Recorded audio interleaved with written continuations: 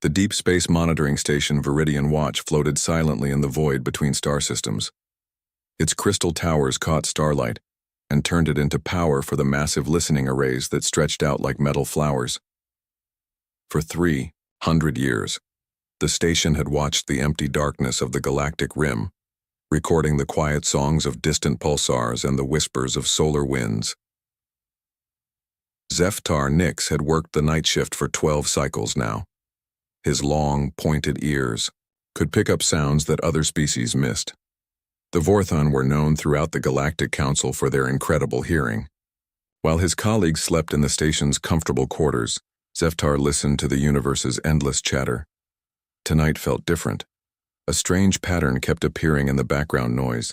At first, he thought it was just another pulsar, but the rhythm was wrong. Too regular, too purposeful. Zeftar's thin fingers danced over the control panel. His large dark eyes focused on the scrolling data streams. The sound grew clearer as he filtered out the cosmic static. This wasn't natural. This was artificial. This was a signal. His breathing quickened. In all his years of listening to space, he had never heard anything like this. The signal came from the outer rim, from a region marked in red on all Council star charts. Those red zones meant only one thing: death worlds. The Council had learned long ago to avoid certain types of planets, worlds with crushing gravity, violent weather, and predators that hunted thinking beings. No civilized species could possibly evolve on such hellish places. The computer databases were clear about this. Life on death worlds either died quickly or became something terrible. But this signal was clearly made by intelligence. It contained mathematical sequences, prime numbers, and basic stellar coordinates. Someone out there was trying to communicate. Someone from a place where no one should be able to survive, let alone build technology. Zeftar activated the emergency communication system. The soft chimes echoed through the station's corridors, waking the other crew members. Within minutes, the small command center filled with beings from across the galaxy. Dr. Kelvis arrived first. The elderly scientist's forearms moved in nervous gestures as she read the data. Her species, the Terran, were natural scholars. They had studied theoretical evolution for centuries, creating models of how life might develop on hostile worlds. But those were just thought experiments. No one expected to actually find such creatures. "This is impossible," Dr. Kelvis muttered, her voice carrying the musical tone of her people. "The mathematical progression is too sophisticated. The stellar cartography shows knowledge of hyperspace physics, but the source..." She paused, checking the coordinates again. "The source is from Sector 847 Null. That's marked as a Class 5 Death World zone." Admiral Thessera entered the command center with her usual calm grace. The Alani leader's blue skin shimmered in the soft light, and her large, gentle eyes took in the scene. She had commanded peaceful exploration fleets for over 2 centuries. Her species had never known war, never needed weapons, never faced anything more dangerous than a computer malfunction or a solar flare. "Report," she said simply. Zeftar played the cleaned-up signal. The room filled with a series of beeps, tones, and mathematical progressions. It was clearly artificial, clearly intelligent, and clearly coming from somewhere no one should be alive. "How certain are we of the source location?" Admiral Thessera asked. 3 different sensor arrays confirm it," Zeftar replied. "The signal is definitely coming from the Korvax system, right in the middle of the Death World quarantine zone." Dr. Kelvis pulled up her theoretical models on the main screen. If life could somehow evolve in such an environment, it would be different. The constant threats would shape everything about their development. They would need to be aggressive, territorial, and violent just to survive to adulthood. "But they're reaching out," Admiral Thessera pointed out. "This is clearly an attempt at peaceful communication, or a trap," whispered Communications Officer Yelm. The small, furry being rarely spoke up in meetings, but his species had strong survival instincts. "What if they learned about us by listening to our signals? What if they want to find out where the peaceful species live? The room grew quiet. Everyone knew the history lessons. Long ago, before the council formed, there had been conflicts between species. Nothing like the theoretical warfare that Deathworld evolution might produce, but still unpleasant. Those dark times ended when civilization learned to solve problems, with discussion, trade, and compromise. But what if these new beings didn't understand compromise? What if their hostile world had taught them only violence? "We have to respond," Dr. Kelvis said finally. "This is the greatest scientific discovery in council history. We can't ignore first contact with a new species just because we're afraid. We can't risk the safety of 800 billion council citizens either." Admiral Thessara replied, "If these beings are as dangerous as their world suggests, contact could be catastrophic." Zeftar listened to the debate while continuing to monitor the signal. It was getting stronger, not louder but more complex. The mathematical sequences were becoming more advanced. The stellar coordinates were getting more detailed. Whatever was sending this signal was learning from their lack of response. "Admiral," Zeftar said quietly, "the signal is changing. It's starting to include data about other star systems inside council space." The room went silent. Everyone stared at the displays as new information scrolled past. The signal now contained accurate maps of council trade routes, population centers, and resource locations. This wasn't a primitive species making first contact. This was someone who had been watching them for a long time. "They already know about us," Admiral Thessara realized. "They've been listening to our communications, learning our languages, studying our civilization." Then why send the signal now? Dr. Kelvis wondered. Zeftar enhanced the audio one more time. Buried deep in the mathematical progressions was something new, a pattern that sounded almost like distress, like a cry for help. "I think," Zeftar said slowly, "they're not trying to threaten us. I think they're asking for help." Admiral Thessara made the decision that would change the galaxy forever. Prepare a response signal. Mathematical greeting protocols only. No location data, no technology specifications. If they're truly in distress, we'll offer peaceful assistance, but we prepare for any possibility. The response went out 6 hours later, sent on a tight beam toward the Korvax system. It contained basic mathematical concepts, scientific constants, and a simple message of peaceful intent. The universal greeting that the Council had prepared for exactly this situation. The answer came back in less than 2 days. It should have taken weeks for any signal to cross that distance, even at light speed. But their response arrived using some kind of instantaneous communication technology that Council science couldn't explain. The message was simple and terrifying. "Thank you for responding. We are coming to meet you. Please do not be afraid." 3 days later, long-range sensors detected massive energy signatures moving toward Council space. Not one ship, but dozens. All traveling faster than anything in the Council fleet, all coming from the Deathworld quarantine zone. Admiral Thessara gave the order to evacuate Viridian Watch and establish a defensive perimeter with the closest Council ships.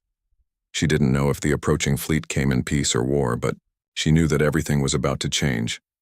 In the depths of space, the Deathworlder fleet approached alien domains, carrying with them technologies born from necessity, tactics learned through survival, and desperate hope that they had finally found allies in their fight against an enemy too terrible to face alone. The Council fleet that met the approaching Deathworlder ships was the largest peaceful gathering in galactic history. 17 different species had sent their finest vessels to witness first contact. The ships formed a perfect circle in empty space, their hulls gleaming with decorative metals and artistic designs that showed their builders had never needed to worry about combat damage. Admiral Thessara stood on the bridge of her flagship, the Harmony's Dawn. The ship was a masterwork of Ilani engineering, with crystal observation decks and gardens growing in the zero-gravity sections. Every surface was designed for beauty and comfort, because no one had ever imagined needing armor or weapons. "Incoming vessels detected," announced Navigation Officer Torv. His thick, rocky skin showed his people came from a heavy gravity world, but even their planet had been peaceful. Distance, 1 million kilometers and closing. The main viewing screen filled with dots of light, As they grew closer, their true size became clear. These were not the elegant, artistic vessels of council space.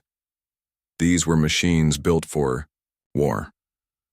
The lead ship was over 3 kilometers long, its hull dark gray metal covered in angular surfaces that seemed designed to deflect energy beams. Instead of observation decks and gardens, it bristled with objects that could only be weapons.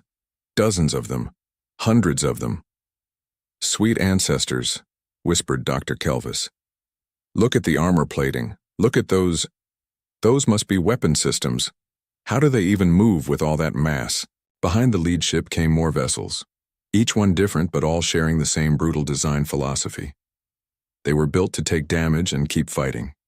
They were built by people who expected their ships to be shot at. "They're slowing down," reported Navigation Officer Torv.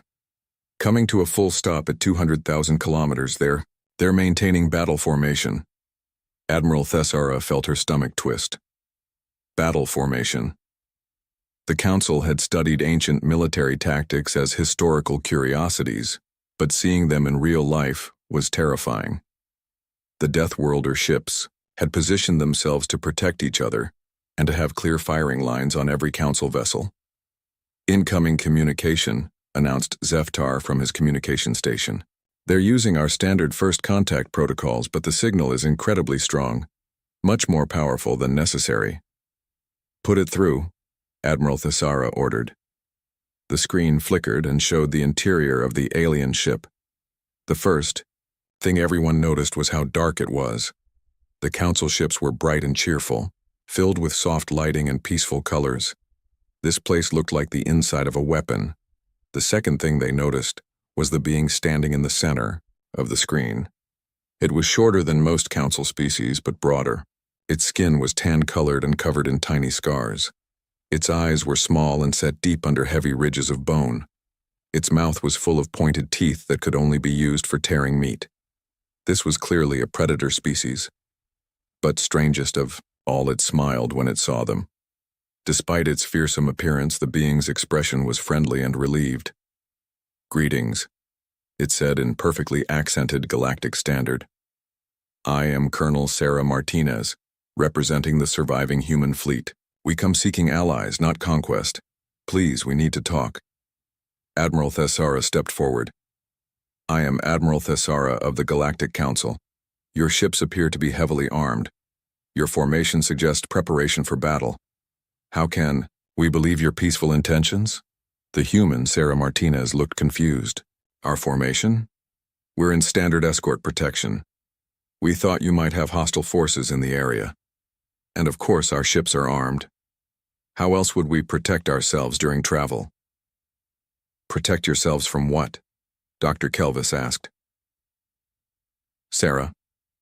Martinez stared at her for a long moment. "From anything? Pirates, raiders, hostile fauna, solar storms, equipment failures that might require emergency mining operations, unexpected gravitational anomalies." She paused. "What do you protect yourselves from?" "We negotiate with other species. We trade. We avoid dangerous areas," Admiral Thessara said. "But what if negotiation fails? What if there's nothing to trade? What if the dangerous areas spread?" Sarah Martinez asked. Then her expression changed. Oh no. You've never had to fight for survival, have you? Your species never learned warfare." The Bridge of the Harmony's dawn went silent. Warfare was a concept from ancient history, something that happened before civilization. "Colonel Martinez," Admiral Thessara said carefully, "your species developed on what we classify as a death world. We assumed this made you naturally aggressive. Are you telling us you learned warfare out of necessity?" Sarah Martinez laughed, but it wasn't a happy sound. "Aggressive? Admiral, we're probably the most cooperative species you'll ever meet. We had to be. On Earth, everything was trying to kill us. The weather, the animals, the plants, even tiny organisms we couldn't see. The only way humans survived was by working together, sharing resources and protecting each other." She gestured to something off-screen, and the view expanded to show her bridge crew. Admiral Thessara was shocked to see dozens of different human variants working together smoothly. Different skin colors, different facial features, different body types, all functioning as one unit. But we also learned that sometimes cooperation isn't enough. Sometimes you face enemies that can't be reasoned with, can't be bought off, can't be avoided. Sometimes you have to fight, or everything you love dies. What enemies? Dr. Kelvis asked. What could be so terrible that your entire species learned warfare? Sarah Martinez's expression grew dark. We call them the Devourers. They destroyed our homeworld 6 months ago. They consumed 17 of our colonies. They turned living planets into empty rocks, and they're heading this way. The communication screen shifted to show sensor readings. The data was terrifying. Massive objects, each the size of a small moon, moving through space at impossible speeds. The energy signatures suggested technology far beyond even Council capabilities. They don't communicate. They don't negotiate. They don't seem to want anything except to destroy all organic life. We tried everything. Diplomacy, gifts, even surrender. Nothing worked.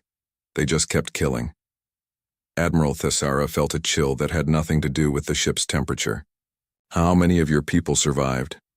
These ships carry about 12 million humans out of a population of 60 billion.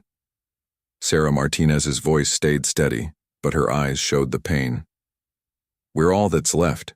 We've been running and fighting for months, trying to find somewhere safe. When we picked up your signals, we hoped maybe we could find allies who could help us stop them. Stop them? Repeated Admiral Thessara. You want to fight these Devourers? We have to. They won't stop with human space. They're moving toward the galactic center, consuming everything in their path. Your Council space is directly in their route. Dr. Kelvis was studying the sensor data with growing alarm. These energy readings, if they're accurate, these Devourer machines could destroy entire star systems. Our ships aren't built for combat. Our planets have no defenses. That's why we need to work together, Sarah Martinez said. Humans know how to fight, but your technology is centuries ahead of ours. Your manufacturing capabilities are incredible. Your coordination between species is something we never achieved. Together we might have a chance. And if we refuse? Admiral Thessara asked quietly. Sarah Martinez was quiet for a long moment. Then you'll face them alone when they arrive, in about 8 months. And they will arrive. They follow the same routes that radio signals travel, hunting for sources of organized intelligence. The bridge fell silent as everyone realized what this meant. The Council's peaceful radio broadcasts, their trade communications, their cultural exchanges, all of it had been creating a trail leading the Devourers straight to their worlds. We need to contact the full Council immediately, Admiral Thessara decided. This is beyond any single fleet's authority to decide. Understood, Sarah Martinez nodded. But Admiral, please hurry. Every day we debate is another day the Devourers get closer to your worlds. And when they arrive, talking won't save anyone. The communication ended, leaving the Council fleet alone with the most important decision in galactic history. In the distance, the human warships waited patiently, their weapons powered down but ready, their crews prepared for either alliance or rejection. Admiral Thessara looked at the peaceful ships of her fleet and wondered if any of them would survive the coming storm. The emergency session of the Galactic Council convened on the neutral station Wisdom's Heart 3 days later. Representatives from all 847 member worlds gathered in the Great Assembly Hall, their different forms of life creating a rainbow of colors, shapes, and sizes. Never before had such a complete gathering been called for a single issue. Council Speaker Moraveth, whose species had guided galactic politics for over 1,000 years, called the session to order. Her crystalline form rang like a bell when she spoke, the sound carrying clearly through the vast chamber. We face an unprecedented situation, Speaker Moraveth announced. Contact with a species that claims knowledge of an approaching threat to all Council space. Admiral Thessara will present her report. The holographic display filled the center of the chamber with images of the human fleet. Gasps and worried sounds came from representatives who had never seen warships before. The angular, armored hulls looked alien and threatening compared to the artistic curves of Council vessels. These beings call themselves humans, Admiral Thessara began.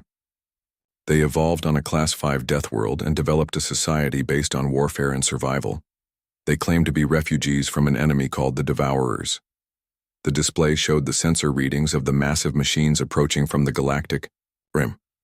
The numbers were staggering. Each Devourer construct massed more than the largest Council space stations and moved faster than any known technology should allow. Representative Korth of the Zalani raised one of his 6 arms. How do we know this isn't an elaborate deception? These humans arrive with the largest armed fleet in recorded history, then claim we need their protection from an invisible enemy. Murmurs of agreement echoed through the chamber.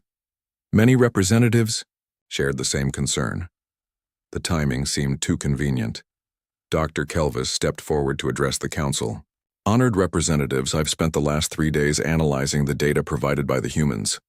The energy signatures of these Devourer machines are unlike anything in our databases, but they're consistent across multiple sensor readings. The destruction patterns match theoretical models of systematic planet harvesting. Theoretical models, scoffed Representative Yilan of the Korvash, based on data provided by the same species asking for our trust. Where is the independent verification? Admiral Thessara activated another display. We sent long-range probes toward the coordinates the humans provided.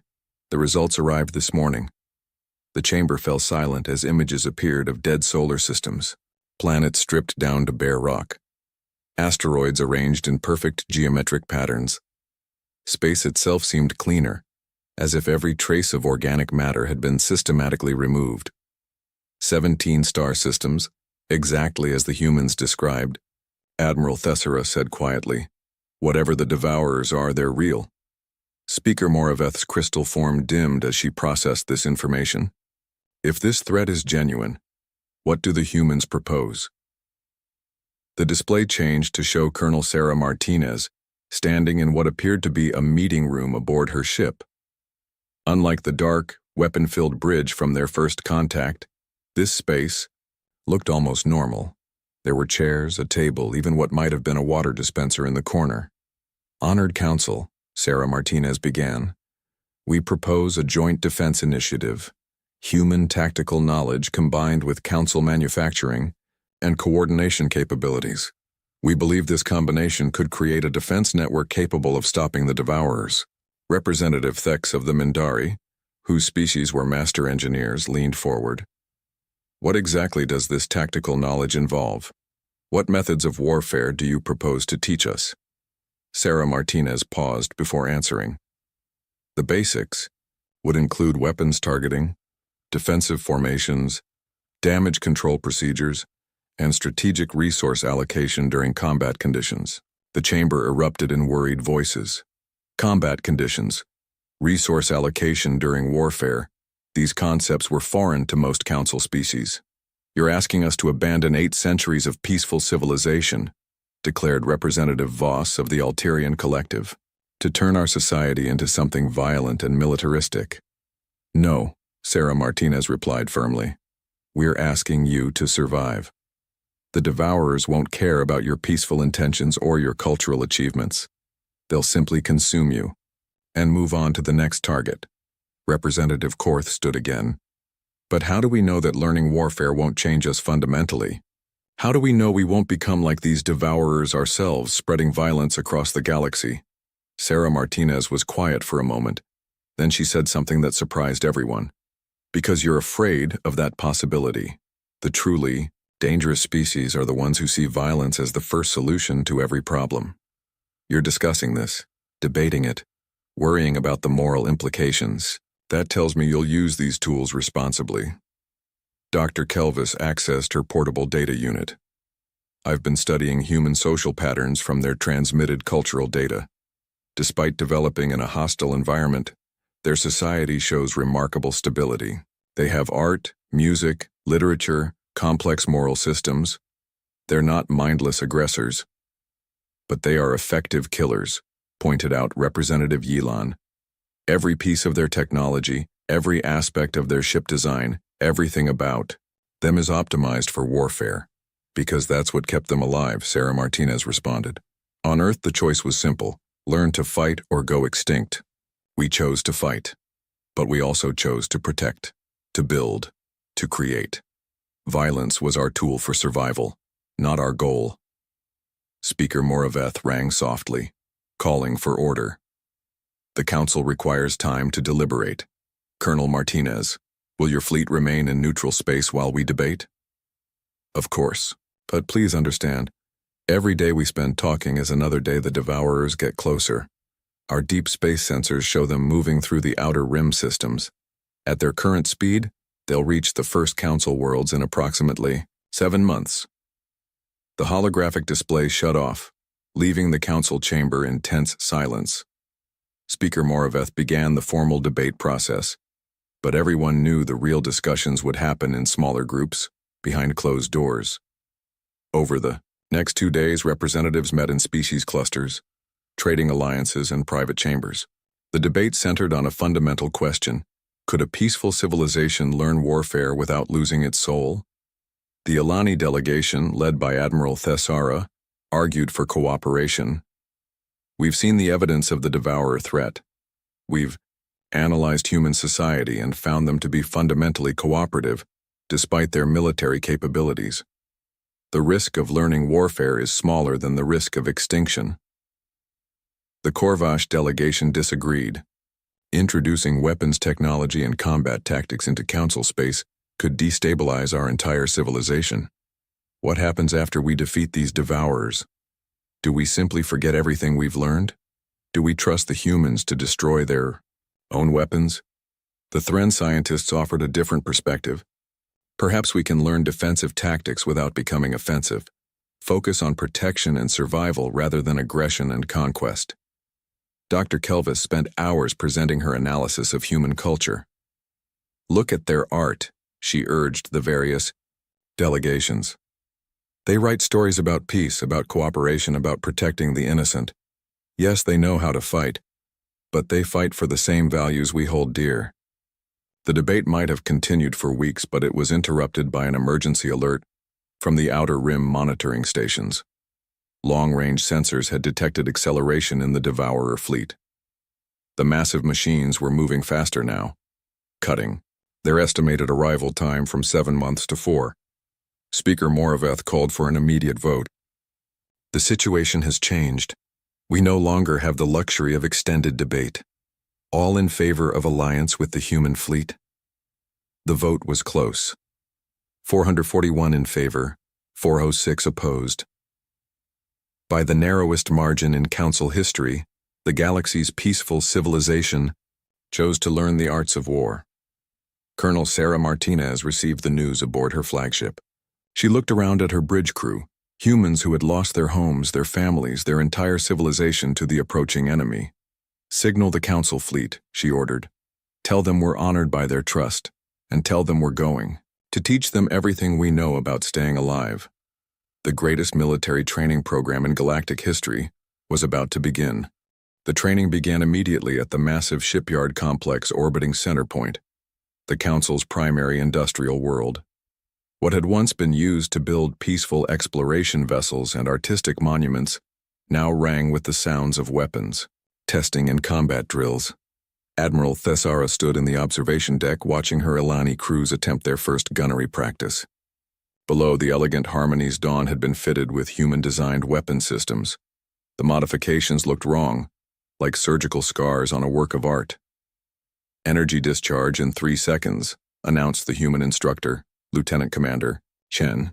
Remember, squeeze the trigger, don't pull, smooth, steady pressure. The Alani gunner, a young officer named Veltar, gripped the targeting controls with trembling hands. His large, gentle eyes were not made for lining up weapons fire. When the practice drone appeared on his screen, he hesitated. I can't, Veltar whispered. Even knowing it's just a machine, I can't make myself fire. Lieutenant Commander Chen moved beside him. Her scarred hands covered his on the controls. Think about what you're protecting, not what you're shooting at. Think about your family on the surface. Think about the children in the colony ships. Veltar closed his eyes, took a deep breath, and fired. The energy beam struck the practice drone dead center, destroying it instantly. He immediately began shaking.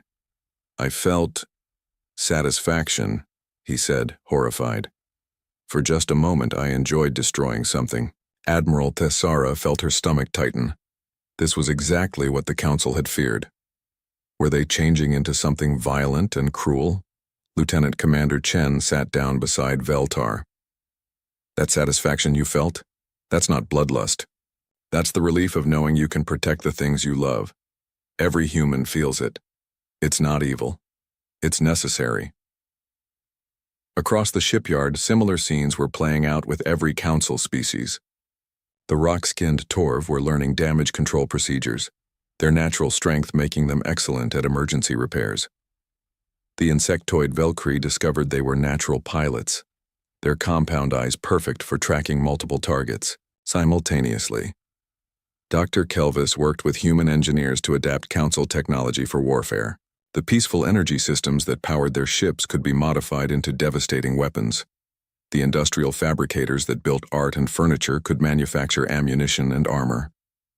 This feels wrong, she told Colonel Martinez during one of their planning sessions. We're taking everything beautiful about our civilization and turning it into tools for killing. You're taking tools that were only useful for one thing and making them useful for something else, Martinez corrected. Your fabrication technology can still build art and furniture. It can also build the weapons that will keep your artists and furniture makers alive. The first major test came when deep space sensors detected something unexpected. A small devourer. Scout unit had broken away from the main fleet and was approaching at incredible speed. It would reach the outer Council systems in just 3 weeks. This is it, Martinez announced to the assembled Council commanders. This scout will report back to the main fleet about our defenses. If we can stop it, we buy time and information. If we fail... Admiral Thessara looked at the tactical display showing the approaching enemy. The Devourer scout was the size of a Council space station, armed with energy weapons that could crack planets. Against it, they had a mixed fleet of hastily modified Council ships and the remaining human warships. The plan is simple, Martinez continued. The human ships will engage first, drawing the scouts' attention. Council ships will flank from multiple directions, using your superior speed and maneuverability. Remember your training, the battle. Group assembled at the edge of Council space. 20 human warships, their dark hulls battle-scarred but ready. 50 Council vessels, their artistic designs now bristling with weapon systems and armor plating. It was the strangest fleet in galactic history. Zeftar worked the communications station aboard the Harmony's Dawn, coordinating between ships whose crews had never fought together before. His sensitive hearing picked up the tension in every voice, the fear and determination mixing together. Devourer scout detected, reported Navigation Officer Torv. Distance 2 million kilometers and closing. It's huge. The enemy appeared on the main screen like a metallic moon. Its surface was covered in geometric patterns that hurt to look at directly. Weapon ports opened along its hull like hungry mouths. Human ships, begin your attack run, ordered Colonel Martinez from her flagship.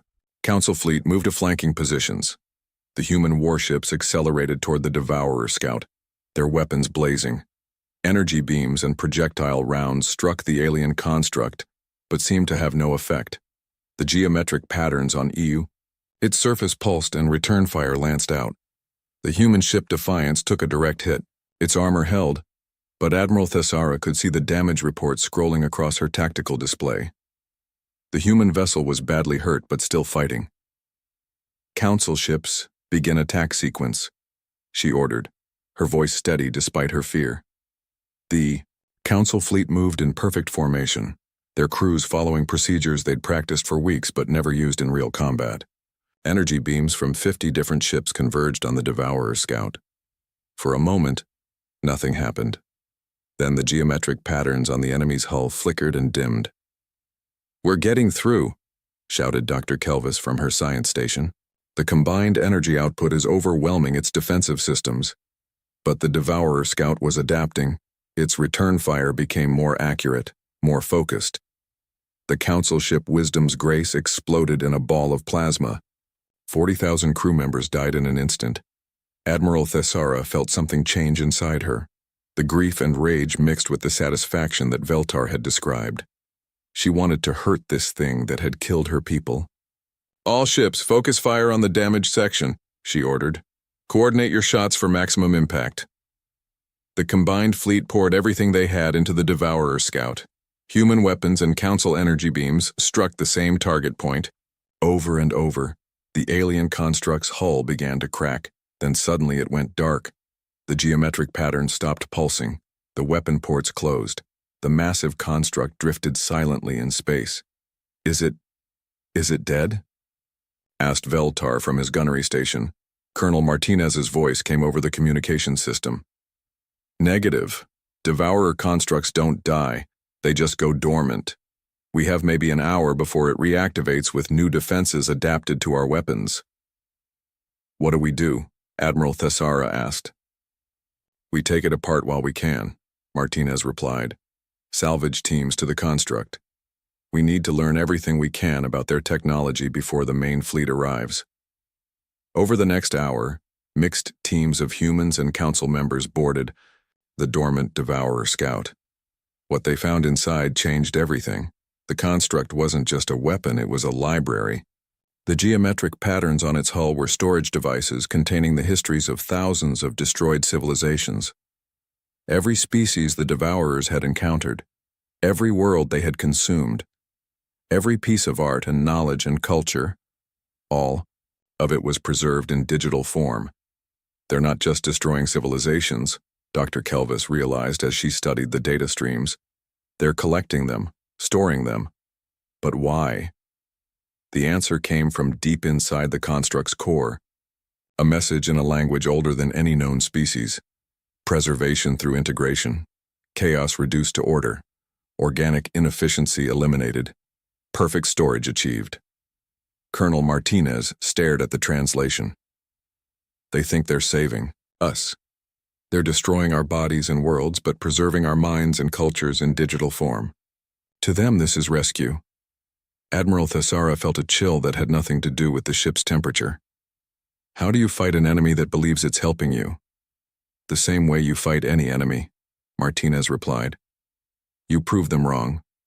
The scout construct suddenly pulsed with new energy. The salvage teams barely made it back to their ships before it reactivated with entirely new weapon systems and defenses. All ships retreat to minimum safe distance, Admiral Thessara ordered. We've learned what we came to learn. As the fleet withdrew, the Devourer scout resumed its course toward Council space. But now it would report back that the galaxy's civilizations were no longer helpless. They had learned to fight. The real war was about to begin.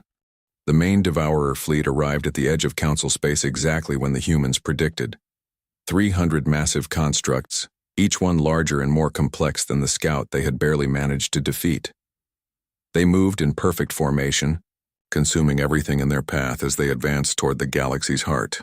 The combined Council human defense fleet waited for them at the Meridian Gate, a natural choke point between star systems where the enemy would have to pass.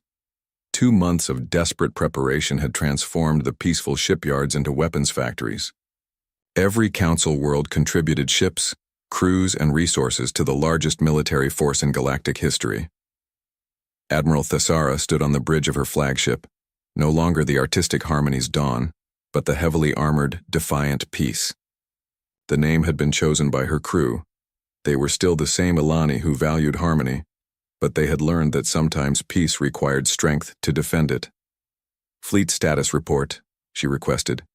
Navigation Officer Torv, his rock-like skin, now marked with battle scars from the scout encounter, read from his displays.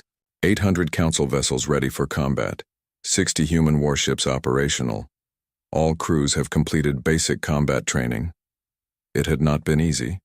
3 Council species had refused to participate, choosing to evacuate their worlds rather than learn warfare.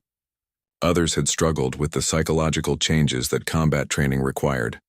But the majority had adapted, discovering that the capacity for violence had always been within them. They had simply never needed to use it. Colonel Martinez appeared on the communication screen from her command ship. The human looked tired but determined. 2 months of intensive training and preparation had worn on everyone, but the humans bore an additional weight, the knowledge of what defeat meant. Admiral, Long-range sensors show the Devourer fleet will reach the Meridian Gate in 6 hours. This is our best chance to stop them before they reach populated systems. Dr. Kelvis looked up from her science station. The data from the Scout construct has been invaluable. We understand their adaptive defense systems now. The key is coordinated attacks using different energy frequencies. The battle plan was complex, requiring split-second timing between hundreds of ships crewed by dozens of different species. Human tactical expertise had been combined with council coordination abilities to create something neither could have achieved alone. Zeftar monitored the communication channels, his sensitive hearing picking up the nervous chatter from ships throughout the fleet. Ilani crews sang traditional harmony songs to calm their nerves. Torv engineering teams recited mathematical equations. Human crews told jokes and shared stories about their lost homeworld. Devourer fleet detected at system boundary, announced the sensor operator. They're already adapting. Hull configurations are changing based on our scout engagement data. On the main screen, the approaching enemy was a sight that would have terrified the old council. Hundreds of geometric constructs, each one unique, each one designed to counter the specific weapons and tactics used against their scout. They had learned from the previous battle and evolved accordingly. "This is it," Admiral Thessara announced to the entire fleet. "Remember your training, remember what you're fighting for. All ships assume attack positions." The combined fleet spread out in a complex three-dimensional formation that would have been impossible for any single species to coordinate. Human warships took point positions, their heavy armor and weapons designed to absorb the initial enemy response. Council ships formed layered support groups, their speed and precision allowing for rapid repositioning. Enemy fleet entering weapon. "Range in 30 seconds, reported Navigation Officer Torv. Admiral Thessara took a deep breath. 6 months ago, she had commanded peaceful exploration vessels. Now she was about to lead the largest military engagement in galactic history. "All ships," she announced, "engage the enemy." The battle began. With a coordinated strike from every human warship simultaneously, energy beams, projectile weapons, and exotic matter disruptors all fired at once, targeting the lead Devourer constructs. The enemy formation flickered as defensive systems activated. Then the Council ships joined the attack. Hundreds of different energy frequencies struck the Devourers from dozens of angles. The combined assault was unlike anything the enemy had encountered before. Not the focused aggression of a single species, but the coordinated effort of an entire civilization. Several Devourer constructs went dark immediately, their adaptive systems overwhelmed by the variety of attacks. But the others learned quickly, their hulls shifting and changing to deflect the incoming fire. "They're adapting faster than expected," Dr. Kelvis reported. "Defensive efficiency increasing by 12% every minute." "Execute Formation 7, ordered Colonel Martinez. "All ships, random frequency rotation." The fleet began a complex dance, each ship constantly changing its weapon frequencies and attack angles. It was chaos, but controlled chaos, the kind of tactical flexibility that only came from species. Working together, each contributing their unique abilities to the whole. The Valkyrie pilots with their compound eyes could track multiple targets simultaneously while performing impossible maneuvers. The Terran engineers kept the weapon systems operating at peak efficiency, despite the constant frequency changes. The human tacticians coordinated the overall battle plan while adapting to changing conditions.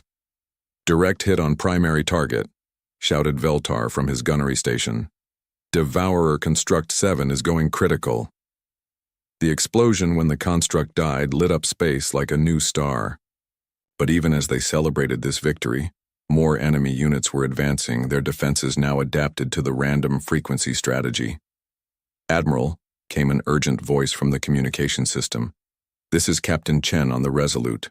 We're reading massive energy buildup from the center of the enemy formation. They're preparing some kind of superweapon." On the tactical display, the Devourer fleet was reorganizing. The remaining constructs were linking together, forming a single massive structure that dwarfed anything previously seen. Energy readings spiked beyond measurement. "They're going to try to destroy the entire star system," realized Dr. Kelvis. "The energy buildup is sufficient to trigger a stellar cascade reaction." Admiral Thessara felt her mind racing.